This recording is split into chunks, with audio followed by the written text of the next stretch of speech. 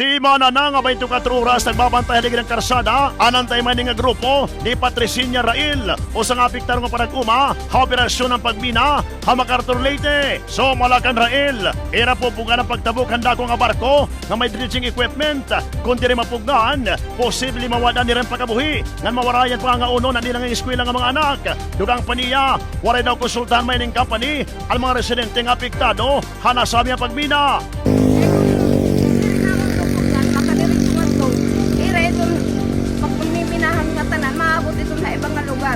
Mahihimoy ng dinding nga lunok. Malilik, mahihimoy nga katubigan niya tanang kabugusan, puro tubig. Oo, kamot yun lahat ito. Oo. Ngan waray na kami pag kukuhanin pagkaon para ipakaon sa mga anak. Ang ini nga lugar ito, maagian ano ito barko. Ako din ako sa rin mga ang maintain na area na magkaplikada din nagpapayag, no? Na balak nira putan. Doon sa pagsulod ng mga barko, mga brigada, ang may karaggang mga gamit pagmina, ipakadin nga area mga kasangkayan. Kaya nila gusto, diri man ito pagmina, kaya naruno ba itong ira mga ginuupanan. Nahadog kira mga kasangkayan na bawat alin ang panapuhi na maglunong ba ito MacArthur Leyte.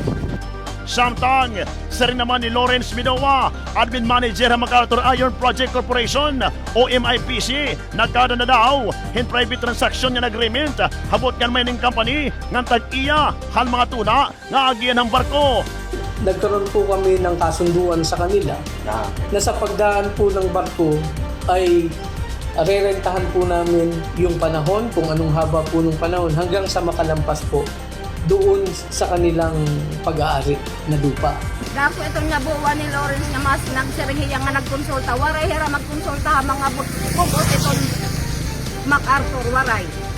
Amoy ni itong tatabukan ano, itong barko nga ito itong area makasangkayan kundin itong area dito mga kabrigada amod din papaging biso dito na itong mga paraguma nga diri pagminahon tungod nga atulera nakuha itong area pagkabuhi. Halo yon pagtipang nga reklamo halper nga residente nagpahayag Midowa nga waray daw gintalapas nga balaod ng kumpanya ng compliant hira hal mga regulasyon han Department of Environment and Natural Resources Hailarom han Mais and Geosciences Bureau o MGB. So yung pagsunod po doon ay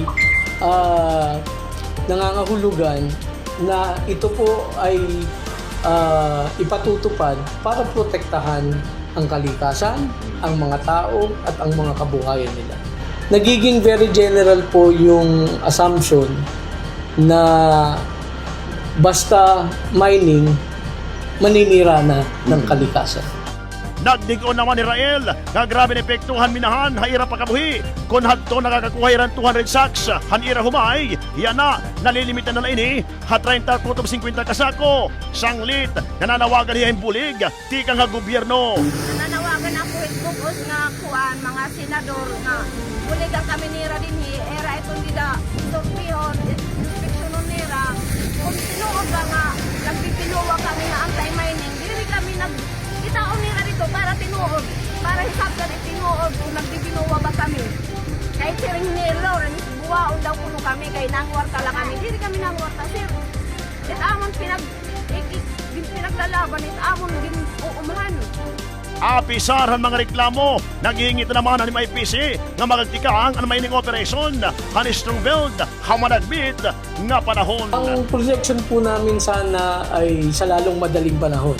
Sa lalong madaling panahon. Subalit, dahil nga po dun sa pagkakadelay nung pagpasok nung dredger, yung po kasi ang magti-trigger na magsimula na po yung operation namin. Pero bago po mangyari yun, magkakaroon po pa ng calibration niya, yung technical. At yun nga po, yung pag-comply sa lahat ng permit ng gobyerno.